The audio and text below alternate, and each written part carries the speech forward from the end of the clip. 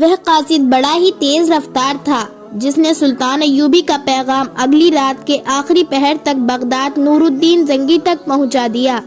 سلطان ایوبی نے اسے کہا تھا کہ راستے میں ہر چوکی پر اسے تازہ دم گھوڑا مل جائے گا، لیکن وہ گھوڑا صرف تبدیل کرے، خود آرام اور کھانے کے لیے نہ رکے، کہیں بھی آہستہ نہ چلے۔ اگر رات کو نور الدین جنگی کے پاس پہنچے تو دربان سے کہہ دے کہ انہیں جگا دے۔ اگر نور الدین خفگی کا اظہار کرے تو کہہ دینا کہ صلاح الدین ایوبی نے کہا ہے کہ ہم سب جاگ رہے ہیں۔ قاصد جب نور الدین جنگی کے دروازے پر پہنچا تو محافظ دستے نے اسے روک دیا اور کہا کہ پیغام صبح دیا جائے گا۔ قاصد نے گھوڑے تو کئی بدلے تھے مگر کہیں پانی کا ایک گھونٹ پینے کے لیے بھی نہیں رکا تھا۔ تھکن، بھوک، پیاس اور 2 راتوں کی بیداری سے وہ لاش بن گیا تھا۔ زبان پیاس سے اکھڑی ہوئی تھی، وہ پاؤں پر کھڑا نہیں ہو سکتا تھا اور اس کے منہ سے بات نہیں نکلتی تھی۔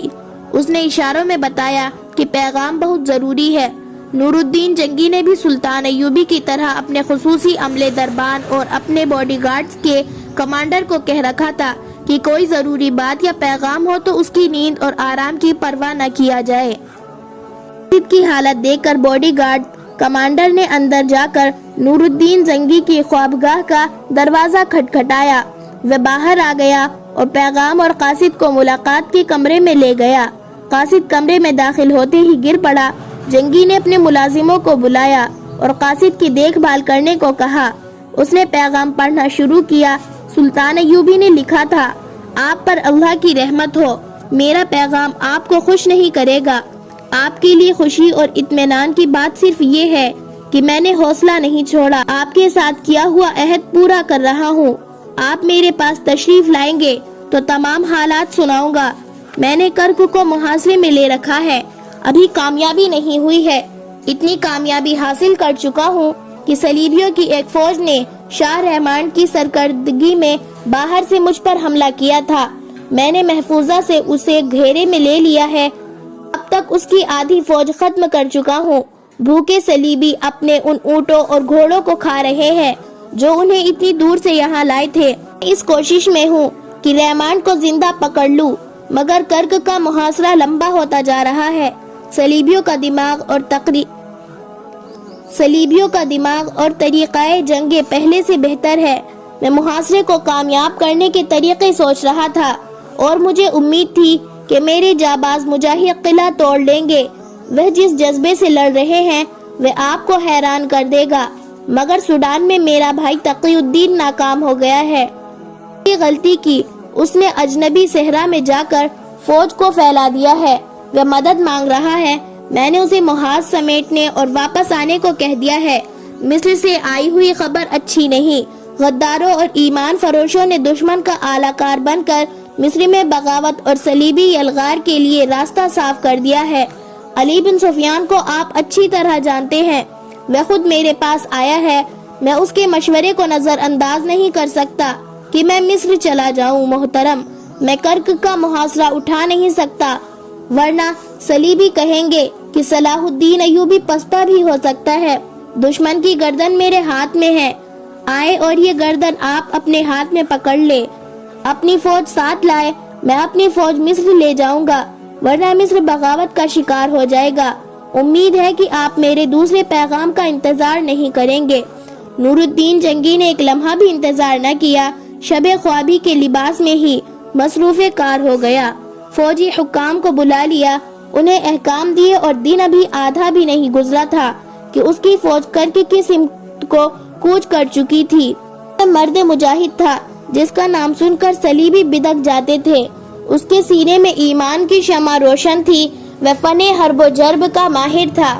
اس نے راستے میں کم سے کم پڑاؤ کیے اور اتنی جلدی محاذ پر پہنچا کہ سلطان ایوبی حیران رہ گیا۔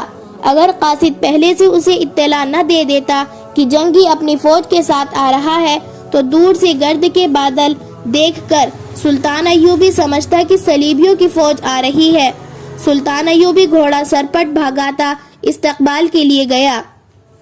نور الدین جنگی اسے دیکھ کر گھوڑے سے کود گیا۔ اسلام کی عظمت کے یہ دو پاسباں جب گلے ملے تو جذبات کی شدت سے سلطان ایوبی کے آنسو نکل گئے۔ سلطان ایوبی نے نور الدین جنگی کو تمام تر حالات اور غداروں کی ساری کارستانیاں سنائی۔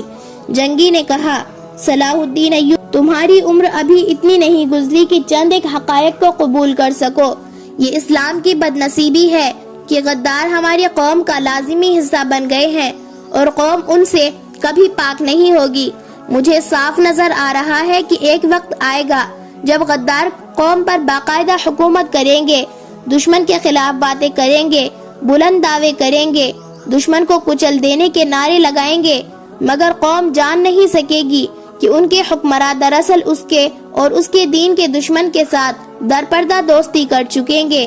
دشمن انہی کو ڈھال اور انہی کو تلوار بنائے گا اور ان کے ہاتھوں قوم کو مروائے گا۔ پریشان نہ ہو صلاح الدین ایوبی، ہم حالات پر قابو پا لیں گے۔ تم مصر پہنچو اور تقی الدین کو مدد دے کر سوڈان سے نکال کے دشمن کو الجھائے رکھو تاکہ تقی الدین کا دستہ کہیں گھیرے میں نہ آ جائے۔ مصر میں فوجوں کو یکجا کرو اور مصر میں جو فوج ہے اسے میرے پاس بھیج دو، میں اس کے دماغ سے بغاوت کا کیڑا نکال دوں گا۔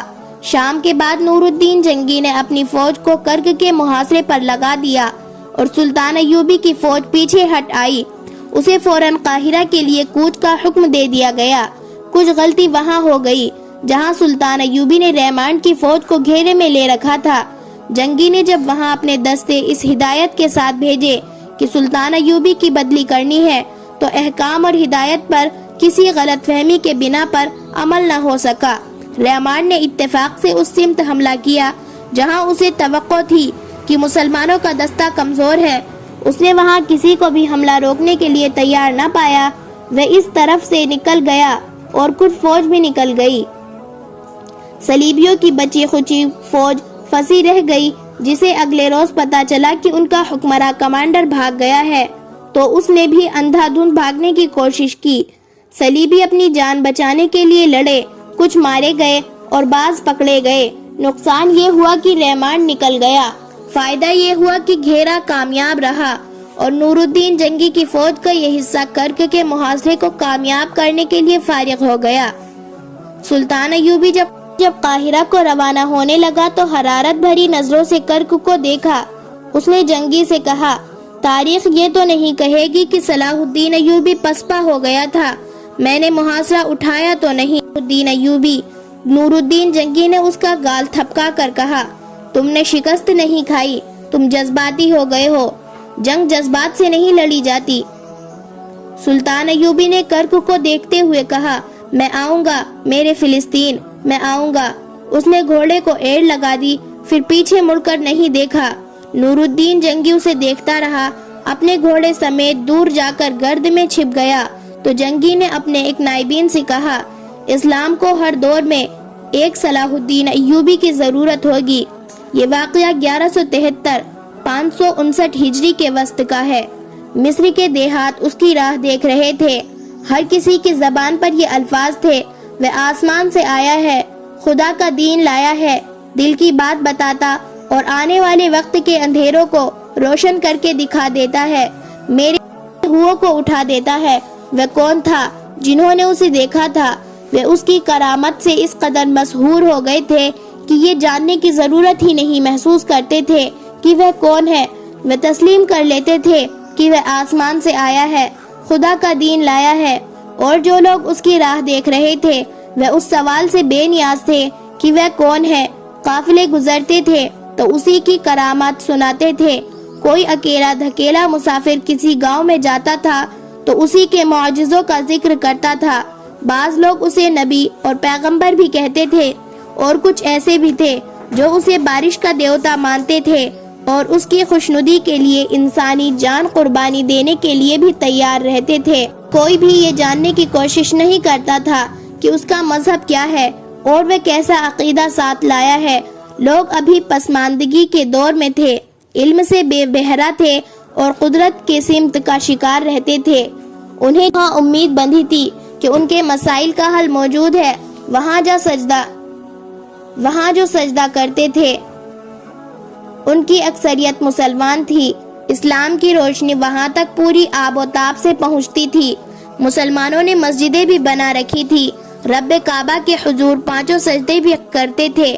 مگر اسلام کے سچے عقیدے کا پختہ تر کرنے کا کوئی انتظام نہیں تھا۔ بے علم تھے جو اپنی امامت کو برقرار رکھنے کے لیے لوگوں کو عجیب و غریب باتیں بتاتے رہتے تھے۔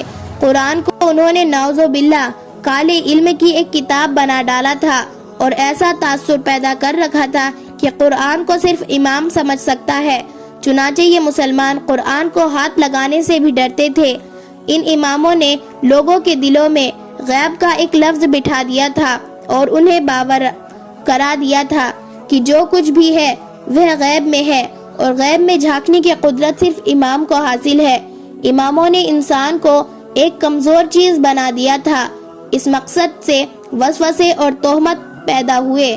صحرائی آندھیوں کی چیخوں میں انہیں اس مخلوق کی آوازیں سنائی دینے لگی جو امام کہتے تھے کہ انسانوں کو نظر نہیں آ سکتی۔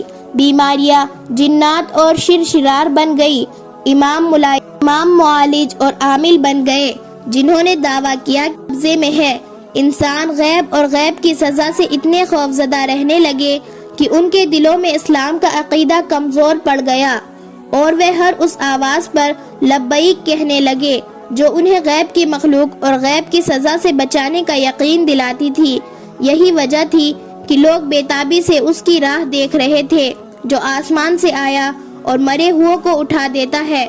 وہ مصر کے اس دیہاتی علاقے میں وارد ہوا تھا جو جنوب مغرب کی سرحد کے ساتھ تھا۔ اس زمانے میں سرحد کا کوئی واضح وجود نہیں تھا۔ صلاح الدین ایوبی نے کاغذوں پر ایک لکیر کھینچ رکھی تھی، لیکن وہ بھی کہا کرتا تھا دین اسلام کی اور سلطنت اسلامیہ کی کوئی سرحد نہیں۔ دراصل سرحد عقیدوں کے درمیان تھی۔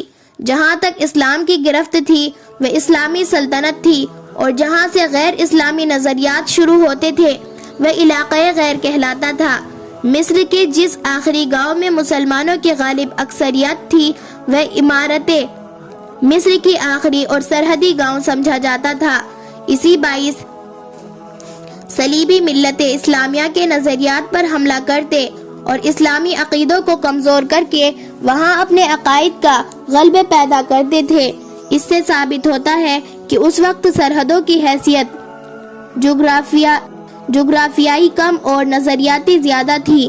اس دور کے واقعات سے یہ بھی ثابت ہوتا ہے غیر مسلموں نے غلب و اسلام کے ساتھ ہی مسلمانوں پر نظریاتی حملے شروع کر دیے تھے۔ وہ جانتے تھے کہ مسلمان جنگ کو جہاد کہتے ہیں اور قرآن نے مسلمانوں پر جہاد فرض کر دیا ہے، یہاں تک کہ حالات کے تقاضے کے پیش نظر جہاد کو نماز پر فوقیت حاصل ہے۔ سلطنت میں مسلمان باشندوں پر ظلم و سمت ہو رہا ہو تو دوسری سلطنتوں کے مسلمانوں پر یہ اقدام فرض ہو جاتا ہے کہ مظلوم رعایا کو غیر مسلموں کے ظلم سے بچائے، خواہ اس مقصد کے لیے جنگی کارروائی کرنی پڑے۔ انہی قرآنی احکام نے مسلمانوں میں اکثری جذبہ پیدا کیا تھا، جس کا اثر یہ تھا کہ مسلمان جس ملک پر فوج کشی کرتے یا جس میدان میں بھی لڑتے تھے ان کے ذہن میں جنگ کا مقصد واضح ہوتا تھا۔ گویا ان پر مال غنیمت حلال قرار دیا گیا تھا، لیکن ان کے یہاں لوٹ مار جنگ کے مقاصد میں شامل نہیں ہوتی تھی، نہ ہی وہ مال غنیمت کے لالچ سے لڑتے تھے۔ اس کے برعکس صلیبیوں کی جنگ ملکہ گیری کی ہوس کی آئے نادار ہوتی اور وہ لوٹ مار پر زیادہ توجہ دیتے تھے۔ جیسا کہ پہلے بیان کیا جا چکا ہے کہ مسلمانوں کے قافلوں کا لوٹنے کا کام بھی صلیبی فوج کے حوالے کر دیا گیا تھا۔ صلیبیوں کو اس کا یہ نقصان اٹھانا پڑا تھا کہ ہر محاذ میں ان کی جنگی طاقت کی نسبت 5 سے 10 گنا ہوتی تھی، مگر وہ مٹھی بھر مسلمانوں سے شکست کھا جاتے تھے۔ شکست نہ کھائے تو فتح بھی حاصل نہ کر سکتے تھے۔ وہ جان گئے تھے کہ قرآن کے احکام نے مسلمانوں میں جنگی جنون پیدا کر رکھا ہے، وہ اللہ کے نام پر لڑتے اور جانیں قربان کرتے ہیں۔ صلیبیوں کے جرنیلوں میں کچھ ایسے بھی تھے جو مسلمانوں پر مذہبی جنون کی گرفت کمزور کرنے کی ترکیبیں سوچتے اور ان پر عمل کرتے تھے۔ وہ جان گئے تھے کہ مسلمان جو 10 غیر مسلموں کا مقابلہ کرتا ہے وہ کوئی فرشتہ اور جن بھوت نہیں ہوتا، بلکہ وہ اپنے اندر اللہ کی طاقت اور اپنے عقیدوں کی قوت محسوس کرتا ہے جو اسے کسی لالچ سے اور اپنی جان سے بھی بے نیاز کر دیتی ہے۔ چنانچہ صلاح الدین ایوبی سے بہت پہلے ہی یہودی اور صلیبی عالموں اور مفکروں نے مسلمانوں کی اکثری روح کو مردہ کرنے کے لیے ان کی کردار کشی شروع کر دی تھی اور ان کے مذہبی عقائد میں پرکشش ملاوٹ کر کے ان کے ایمان کا کمزور کرنا شروع کر دیا۔ صلاح الدین ایوبی اور نور الدین جنگی کی بدنصیبی یہ تھی کہ وہ جب صلیبیوں کے خلاف اٹھے تو اس وقت تک صلیبیوں کی نظریاتی یلغار بہت حد تک کامیاب ہو چکی تھی۔ اسلام کے دشمنوں نے اس یلغار کو دو طرفہ استعمال کیا تھا، اوپر کے طبقے کو جس میں حکمراں، عمرہ اور وزراء وغیرہ تھے، دولت، عورت اور شراب کا دلدادہ بنا دیا تھا، اور نیچے یعنی پسماندہ لوگوں میں تاہم پرستی اور مذہب کے خلاف وسوسے پیدا کر دیے تھے۔ جس طرح جنگی اور ایوبی نے فن حرب و جرب میں نئے تجربے کیے اور نئی چالیں وضع کی، اسی طرح صلیبیوں نے در پردہ کردار کشی کے میدان میں نئے طریقے دریافت کیے۔ 3-4 یورپی مورخین نے یہاں تک لکھا ہے کہ ایک وقت ایسا بھی آیا کہ بعض صلیبی حکمرانوں نے میدان جنگ کو اہمیت دینی ہی چھوڑ دی تھی۔ وہ اس نظریے کے قائل ہو گئے تھے کہ جنگ اس طریقے سے لڑو کہ مسلمانوں کی جنگی طاقت ضائع ہوتی رہے، زوردار حملہ ان کے مذہبی عقائد پر کرو، ان کے دلوں میں ایسے وہم پیدا کر دو قوم اور فوج کے درمیان بد اعتمادی اور حقارت پیدا کر دے۔ اس مکتبہ فکر کے صلیبی معقروں سر فہرست تھا۔ یہ صلیبی حکمران اسلام دشمنی کو اپنے مذہب کا بنیادی اصول سمجھتا اور کہا کرتا تھا کہ ہماری جنگ صلاح الدین ایوبی اور نور الدین جنگی سے نہیں، یہ صلیب اور اسلام کی جنگ ہے جو ہماری زندگی میں نہیں تو کسی نہ کسی وقت ضرور کامیاب ہوگی۔ اس کے لیے ضروری ہے کہ مسلمانوں کی اٹھتی ہوئی نسل کے ذہن میں قومیت کی بجائے جنسیت بھر دو اور انہیں ذہنی عیاشی میں ڈبو دو۔ اگسٹس اپنے مشن کی کامیابی کے لیے میدان جنگ میں مسلمانوں کے آگے ہتھیار ڈال کر صلح کر لینے سے بھی گریز نہیں کرتا تھا۔ ہم جس دور یعنی 1159 کے لگ بھگ کی کہانی سنا رہے ہیں، اس وقت وہ نور الدین جنگی کے ہاتھوں شکست کھا کر مفتوحہ علاقے واپس کر چکا تھا۔ اس کے جنگی کو تاوان بھی دیا تھا اور جنگ نہ کرنے کے معاہدے پر دستخط کر کے جزیہ دے رہا تھا، مگر جنگی قیدیوں کے تبادلے میں اس نے چند ایک معذور مسلمان سپاہی واپس کیے۔ تندرست قیدیوں کو اس نے قتل کر دیا تھا اور اب وہ کرکی کے قلعے میں اسلام کی بیج کنی کے منصوبے بنا رہا تھا۔ اس کے ذہن میں اسلام دشمنی خبر کی صورت اختیار کر گئی تھی۔ اس کی بعض چالیں ایسی خفیہ ہوتی تھی کہ اس کے اپنے صلیبی کمانڈروں اور جرنیل بھی اس سے شک کی نگاہوں سے دیکھنے لگتے تھے۔ اس پر اپنے ساتھیوں نے یہ الزام عائد کیا تھا کہ وہ اندر سے مسلمانوں کا دوست ہے اور ان کے ساتھ سودا بازی کر رہا ہے۔ ایک یورپی مورخ آندرے آزوین کے مطابق اس الزام کے جواب میں 12 اگسٹس نے کہا تھا، ایک کے لیے میں اپنی کنواری بیٹیوں کو بھی اس کے حوالے کرنے سے گریز نہیں کروں گا۔ تم مسلمانوں کے ساتھ صلح نامے اور دوستی کے معاہدے کرنے سے گھبراتے ہو کیونکہ اس میں تم اپنی توہین کا پہلو دیکھتے ہو۔ تم یہ نہیں سوچتے کہ مسلمان کو میدان جنگ کی نسبت صلح کے میدان میں مارنا آسان ہے۔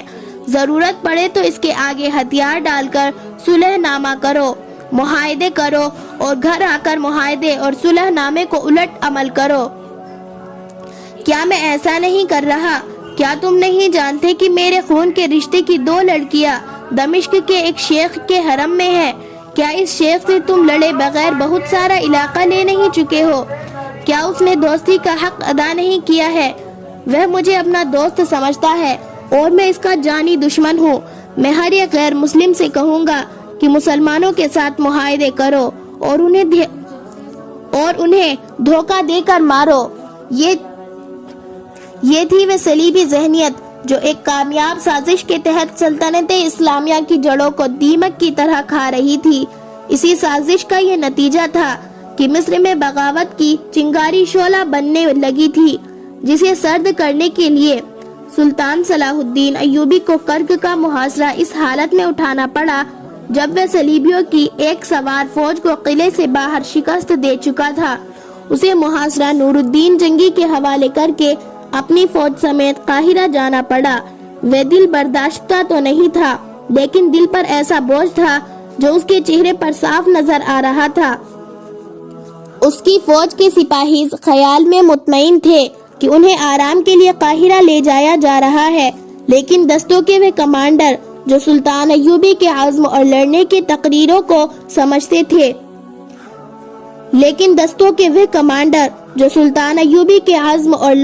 طریقہ کار کو سمجھتے تھے، حیران تھے کہ اس نے نور الدین جنگی کو فوج سمیت کیوں بلایا اور محاصرہ کیوں اٹھایا۔